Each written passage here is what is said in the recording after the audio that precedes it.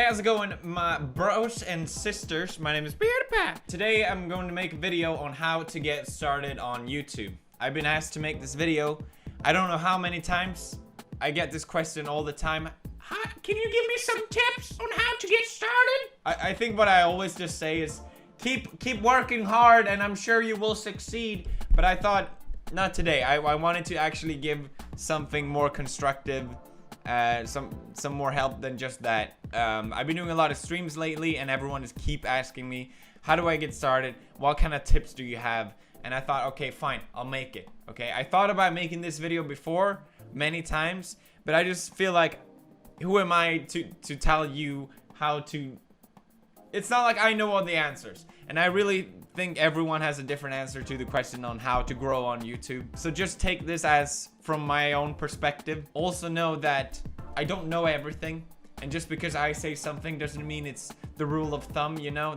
That's not the case, couldn't be further from it. And I started YouTube 7 years ago. So obviously, things are different now. This video probably won't be relevant for most people watching, but maybe it will be interesting. I don't know.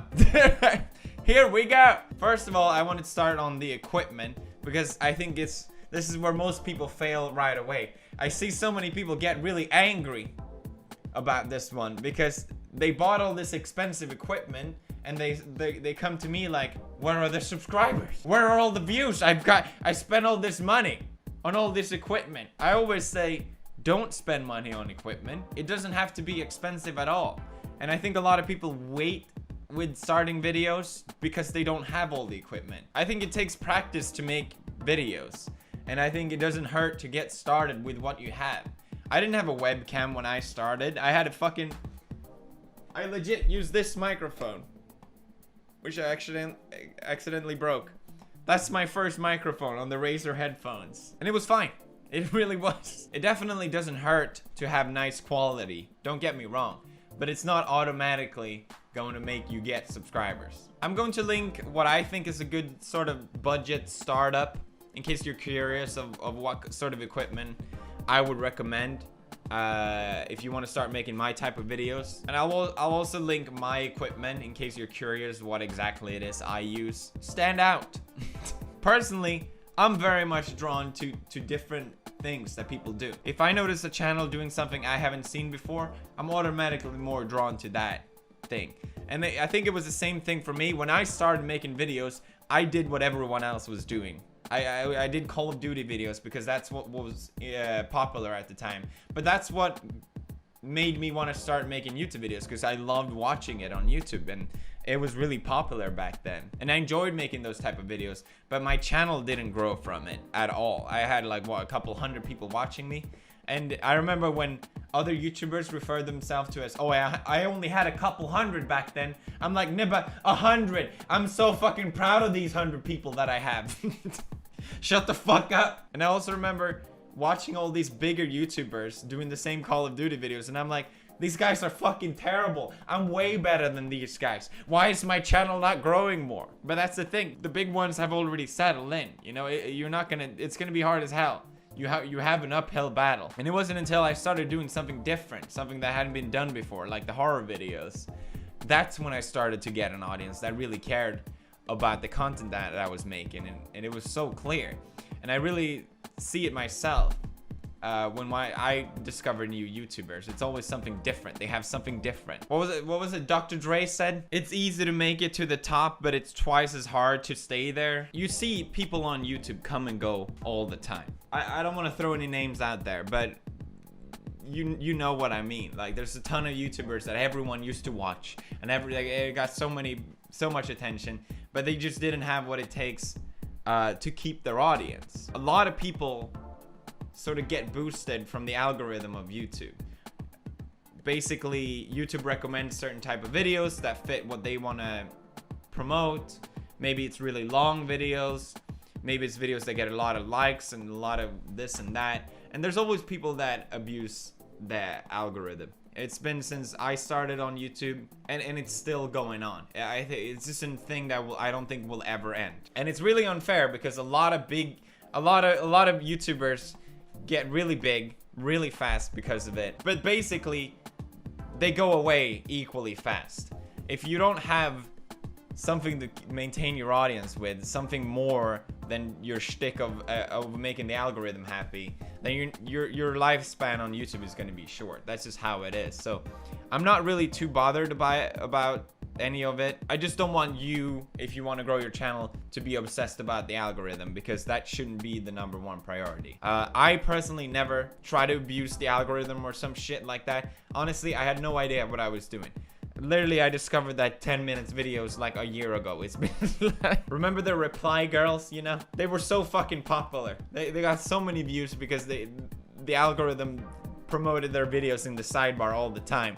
But it's not like anyone is still watching them.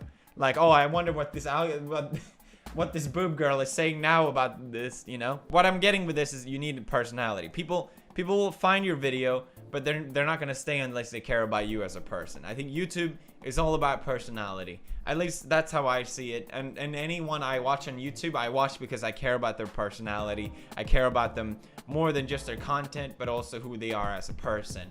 And that's why I enjoy watching them. And that's why I enjoy YouTube.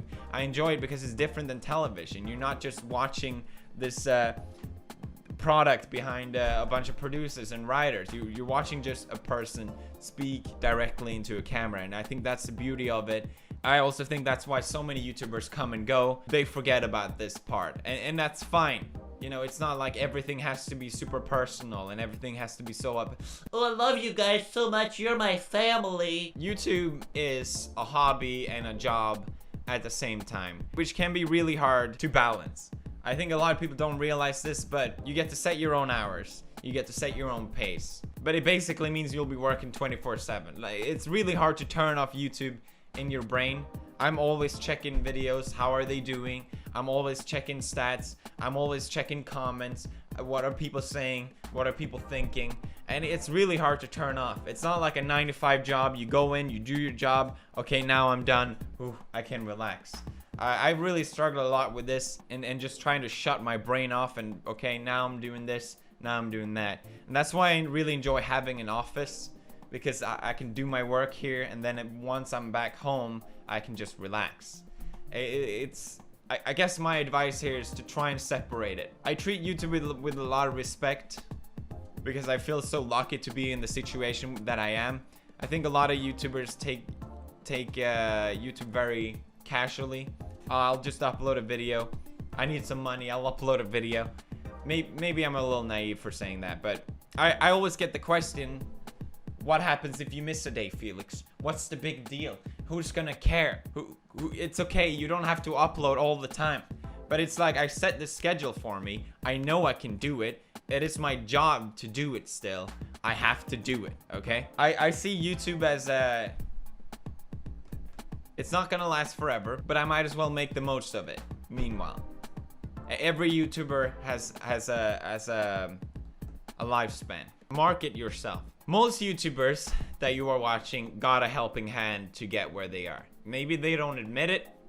Maybe I'm just wrong. Most YouTubers had some helping hand. Maybe their videos were posted on a website, you know, that thought, okay, this is a cool video. Maybe you got trending on Reddit, you know. Maybe your family member was a YouTuber, or maybe a friend of you of that person was a YouTuber and they helped them. Getting that helping hand on YouTube, it's not essential, but it makes YouTube easy mode pretty much. The hardest part of YouTube is to establish your very first audience. If you can get that for free from someone else, hell yeah. Hell yeah, that's the best. But I see a lot of misunderstanding of this as well, because, for example, I did the shoutout competition in the past, and for example, Jack was one of them, Ken was one of them, and a lot of people look at them and be like, oh, you got a shout out from PewDiePie. Oh, that's so bullshit. If I had one, I would be big. Fuck you. No, that's not how it works. A shout out can only get you so far. It gets you that base audience maybe, but they're not gonna stay unless you're worthwhile staying to. They're not gonna care about watching any more videos unless you upload videos, that people care about. You don't need a shout out, and a shout out isn't necessarily going to help you unless your content is interesting. That's just how it is. You see people all the time in my comment section marketing their own YouTube channel. I find it very disrespectful to do that. It annoys the hell out of me. because it's basically just ignoring what I worked on and basically just saying, hey, look at me. I do think you should market yourself somehow if you really care about growing your channel. Now, I don't know what the best method is, but everyone has a secret, I'm sure, of how they try to get their channel out there. Maybe something they're ashamed of that they wouldn't admit. I think most YouTubers have it. I, for example, used to find commenters on videos similar to mine, and I would write a private message to them being like, hey, I see that you enjoyed this channel, maybe you will enjoy mine. I know, extremely embarrassing, extremely pathetic, but I used to do it. At least it's not intrusive on someone else's work, okay? So I recommend marketing yourself somehow.